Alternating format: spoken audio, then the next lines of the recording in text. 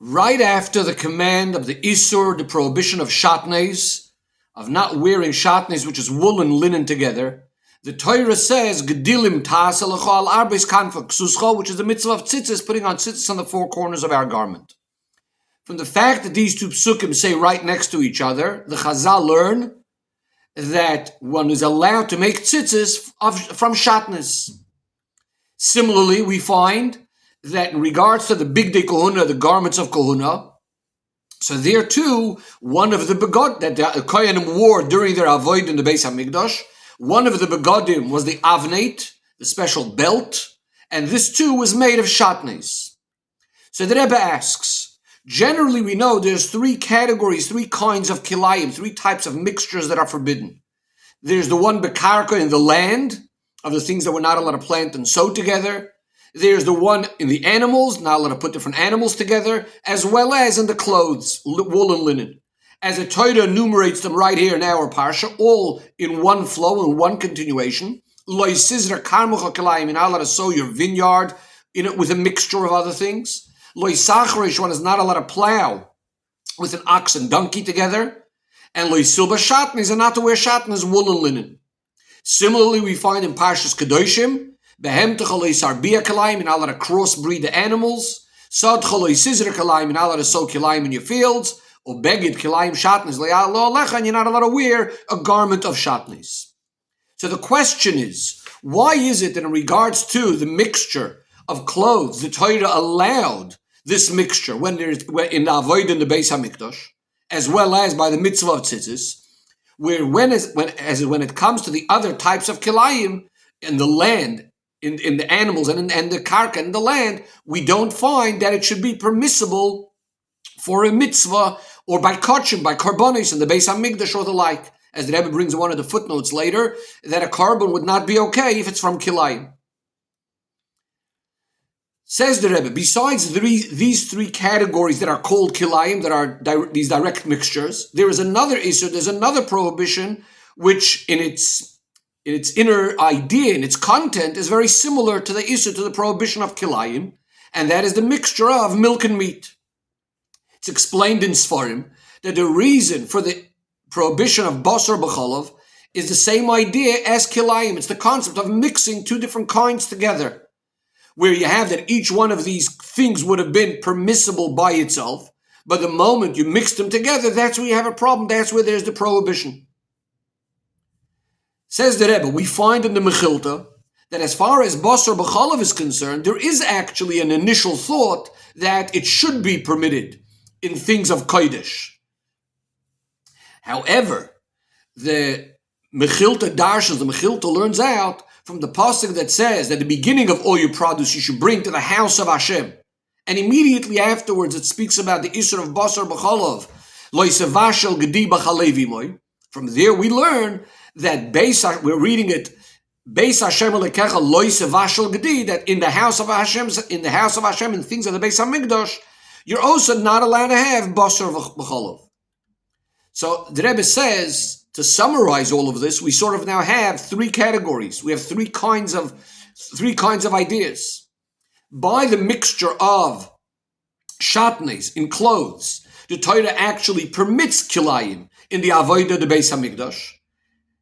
And furthermore, the Torah actually tells you not only is permitted, you have to have it in the avnate, as we said before.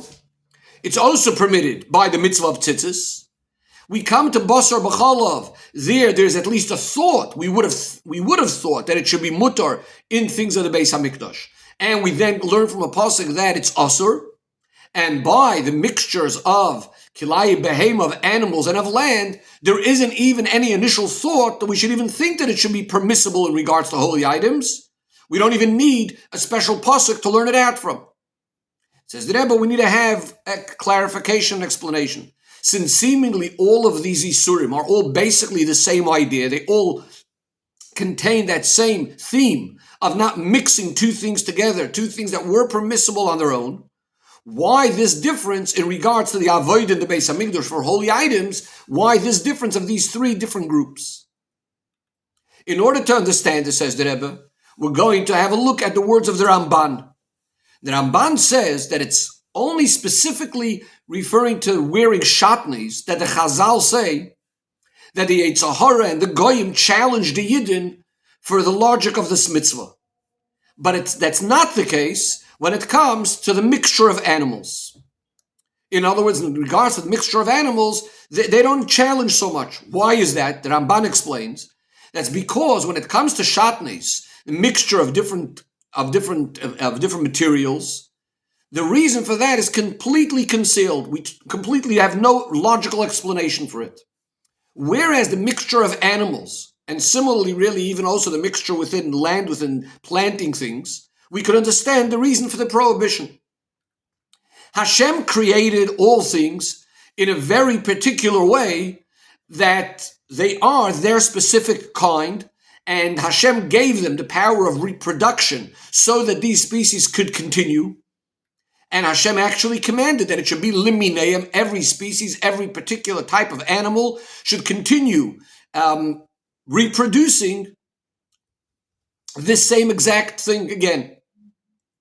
And therefore, when one mixes different kinds together, he is combining two different behemoths, two different animals, or two different types of plants, which through this it's causing a change in the nature.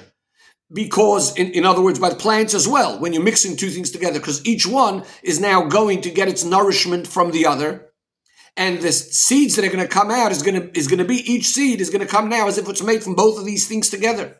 So basically what this person is doing is changing, he's almost denying and confusing Ma'aseh Bereshis, Hashem's creation, the way Hashem made it. You want to start making new things by making these new breeds. On a side point, if that's the case, why is it then that you're not even allowed to plow with your ox and your donkey together? And not only are you not allowed to crossbreed them. So the Ramban explains, because usually the way of the people working their land, these farmers will usually put in the work animals together in one barn, and then eventually they will mate with each other. So in other words, we have now a very, very essential difference between the kilayim, the mixtures of animals and land, versus the mixture of garments, of different types of materials. By the kilayim of an animal or of land, the mixture is in this power of reproduction of these two types. In other words, the mixture is causing something in a very, very essential thing in their very existence, because something new is going to come out. And therefore, this is in complete contradiction to the way Hashem created the world, that each thing should stick to its own kind, to its own species. Whereas when it comes to the mixture of garments, you don't have a mixture in the very essence of the wool and linen. It always remains an external mixture. It's only that we are combining them together in the same garment. But even afterwards, the wool and the linen, the fibers remain separate as they were, to the extent that you could actually, if you want, you could take them apart from each other. Says the Rebbe. Now let's have a look at basar b'chalav, mixing milk and meat, and we'll see that this is sort of an in-between these two different categories of kilayim that we were speaking about. When we mix milk and meat together, so it's definitely different than when mixing animals together. In other words, you're not causing something for the future. In the future, offshoots, children that will come out of it for future generations. In other words, the mixture is only a technical mixture of their gashmi as dike existence, two things being mixed together, on the one hand. So it's not like the animals or the plants that something new is going to come out. On the other hand, it also cannot be compared to shatnez. Because as we said, by shatnez, the wool and linen always remain two distinct items. Whereas by basar b'chalav, the prohibition from the Torah at least is specifically when you cook them together, and one is giving flavor into the other. Furthermore, mid-oiraisa, even if you would be soaking the meat in milk all day long, which it did give it some sort of flavor, because we have a concept in halacha called kavush k'mavushal, when something is soaking for 24 hours. It also has certain elements similar to cooking. Nevertheless, again, min haTorah, there's no prohibition, because the only prohibition min haTorah is cooking. Because the isur, the prohibition of basar b'chalav, is when you took these two types of things and you made them into one new entity.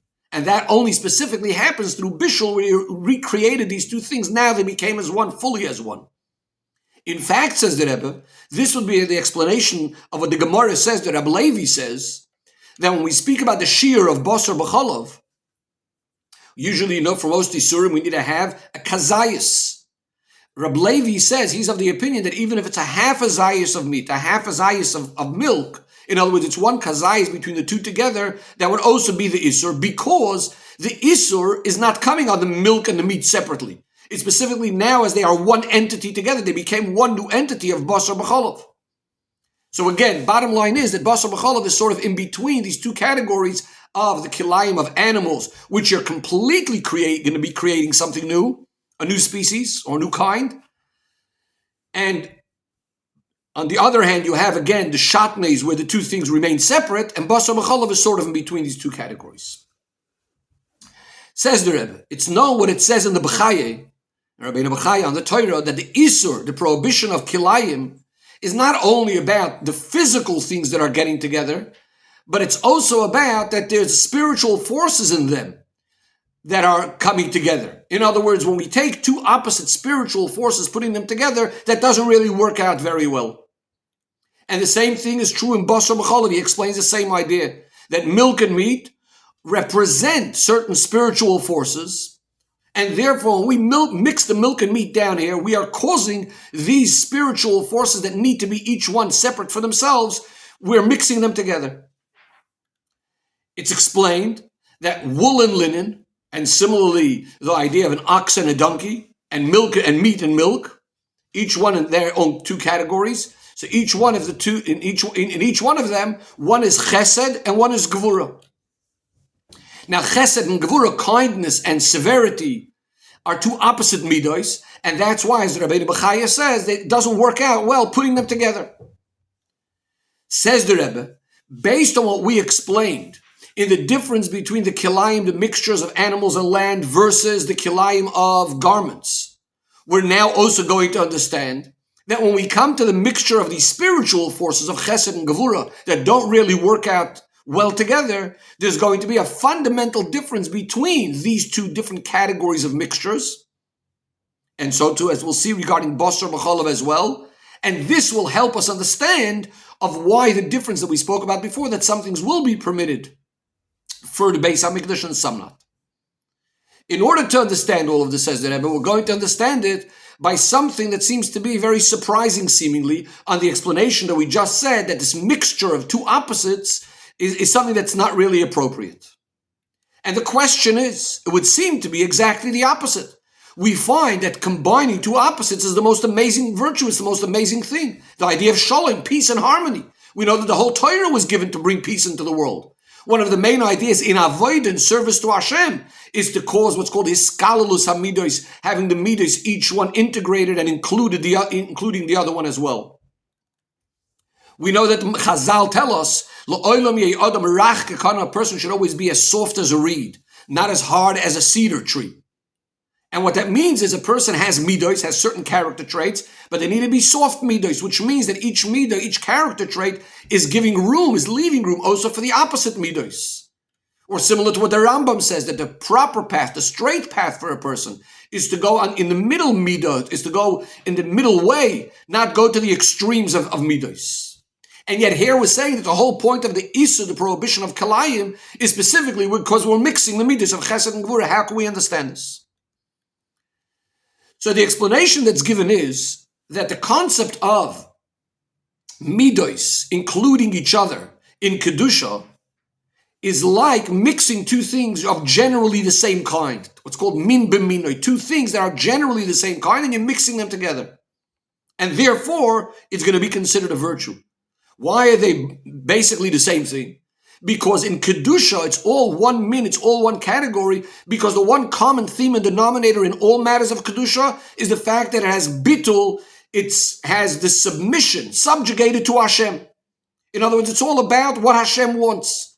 And therefore we find that in fact in Avodas Hashem, you could have two opposite midas of Chesed and Gevura both together. The Sifri says on the pasuk of Yahavtos Hashem Alekecha, that usually we don't have such a thing that you could have Ava where there's Yira. You can't have Yira where there's a place of Ava.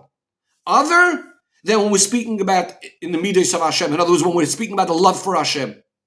So this is when it comes to Kedusha. We could have these opposite midos coming together because there is a common theme in all of them. They're all permeated with this bittul to Hashem. Whereas when it comes to worldly things, which the whole definition of the olam of the world is all about, that it feels itself very much as a metzius, as an independent, separate entity. To the extent that there is an object that we could do tefillin with. That's the whole point of the world, is that we feel that there's something there. There's a metzius that we're dealing with. If that's the case in the world, each midah, the shape and form and definition of each midah, is very, very strong and doesn't leave room for the other midos. And especially if it's an opposite midah. And that's why, as the Sifri says, there's no Ava in the place of Yira, there's no Yira in the place of Ava. And therefore, if there should be a mixture between two opposite things when it comes to mundane things, it's what we call min b'she'enei mina. You're mixing two different kinds together that are not really connected to each other at all. But again, back in the world of Kedusha, which Kedusha is all about bittul to Hashem, so there the opposite midas of Chesed and Gevurah are not in opposition to each other. On the contrary, what's felt is that we're all part of the same thing. We're all one min, we're all one kind. Because the content, the inner content of both midas is one and the same. It's about serving Hashem. An example for this, the Rebbe brings that what the Chazal tell us on the pasuk, Oiseh Shalom b'Mereim of Hashem makes peace in the heavens. Chazal say Michael is the malach of water, Gabriel is the malach of fire, but they don't extinguish each other because when they're standing in front of Hashem, they each feel not their own strength, not their own mitzvahs, their own self identity, but rather what they feel is one point. We are messengers of Hashem. We're here on the mission of Hashem. And therefore there's no opposition between them, even though they're on different missions. Because we're both part of the same team. We're part of the same thing. We're both shluchim of Hashem. Says the Rebbe, now we could go back to start understanding the difference between these different categories in kilayim when we speak about the kilayim of animals or the land versus the kilayim of clothes. When we mix two things together, two opposite things together, and again, we're speaking over here about mundane things, because in Kedusha we established already, if it's pure Kedusha things, opposite things to go together. But when we're speaking about worldly things, when we mix two things together, there are two possibilities, two opposite possibilities that are going to be the results. One thing, what could happen is that each thing is going to completely lose its personal identity. And therefore, because they don't have their identity anymore, their opposite qualities, their opposite characteristics, so therefore there's peace. That's one option that could happen. The other option that's going to happen is if each one remains with their identity and their personality, then what's going to happen is you're going to have machloikas, you're going to have disharmony. Says the Rebbe, this is what's expressed in these two types of kilayim. In the kilayim of animals or land, which the purpose is that you want to breed and you want to make a new type of animal come out, or new types of plants coming out. What's happening now is we are creating a different metzius, a different entity of that which was there before. So here the problem is, like in what we said before, that one of the problems when two things get together, one of the options that are going to happen is that each one is going to completely lose its identity, its characteristic. In other words, each one we're not going to have these two characteristics, these two types, each one with their own personalities. And therefore, this is going against the will of Hashem, that Hashem did create each one of these things with its own special character, and He wanted that they should remain with that character and with their specific task, with their specific job. And here, we're destroying that. We're suddenly making something new. What the previous thing is gone. As we said before, when we speak about Oiseh Shalom b'Mereim, Michal and Gabriel getting together, it's not in the way that as a result of their bittul to Hashem, their bittul to the king, now they're losing their qualities, they're losing their identities. That Michal is not going to be water anymore and Gabriel is not going to be fire anymore. On the contrary, each one is doing their job, but at the same time, they're not extinguishing each other because they feel that we're here on the same team, we're here part of the same mission and goal. So that's by the kilayim of Behemah, that's the problem, that each one that the new thing that's being created is completely losing its metzias. It's neither this animal nor that animal anymore. It's not what Hashem created. Now let's look at Kilai B'godim, the Kilayim of clothes. Here, the problem is an opposite one. The problem over here, as we said, is that wool and linen, each one is remaining in their mitzias. Each one is remaining. This was remaining wool, this is remaining linen. And, as we said before, wool and linen, what it represents is two opposites. Their internal forces are chesed and gevura. And again, if we're speaking about in mundane things, in our ordinary, regular clothes, in other words, we don't feel that bittul to Hashem, so therefore it's like we said, min b'sha'ein min, it's two things that are not of the same kind getting together. And therefore, what happens when you bring two things together and each one is remaining with their identity? So now we have machloikas, we have this idea of not having harmony, and that's the problem in this case. It says that, but now we can understand the differences that we said before of whether you could use these things for the Beis HaMikdash or not. The reason of why we could have by clothes, kilayim, that works in tzitzis as well as in the Beis HaMikdash, is because we said by a thing of mitzvah, by a thing of kedusha, which we called before the midas hakadosh baruch hu, when we mix two things together, it's not causing machloikas, as we said before. When you bring two things together, it's going to cause shalom and achdus. But when could that apply? We said that this mix, it's only going to apply in this kilayim, this sort of mixture, where the initial problem was that if you're going to bring two things together, it's going to cause machloikas. And therefore we say, well, if it's in kedusha, it's not going to cause machloikas. Because in kedusha, the bittul is felt, and therefore the two opposites could come together. So that's the kilayim of the different garments coming together, different materials coming together. Because the whole problem was we're two different mitzias, and we remain our mitzias. Even as we're coming together, we just need to make sure there's bittul. And that's why it's going to work by kedusha. But in the other category of kilayim, which the whole point was that we're losing the identity, we're losing the character, we're losing the way Hashem created in a specific way according to the order of creation. It says that, but this is a fundamental and essential problem, and it doesn't make a difference whether it's in worldly matters or in kedusha matters. In either way, you're not supposed to break those boundaries and the way Hashem created and set up the world. You're not supposed to lose that identity, that mitzias. And therefore, by kilayim of behema and karka, there is no thought even that it should be allowed in mukdash and the things of karbonis or in the Beis HaMikdash. Finally, we come to the third category of basar b'cholav. In basar b'cholav, we said there is some room. We said there's an initial thought that maybe it should be allowed. Because on the one hand, we said it's sort of in between the two different categories. On the one hand, we said it might be similar to the kilayim of clothes. Because at the end of the day, there's nothing new coming out of the milk and meat. And therefore, there is a svara to say that maybe it should be allowed for things in the Beis HaMikdash, like the shatnez and the bigdei kohuna.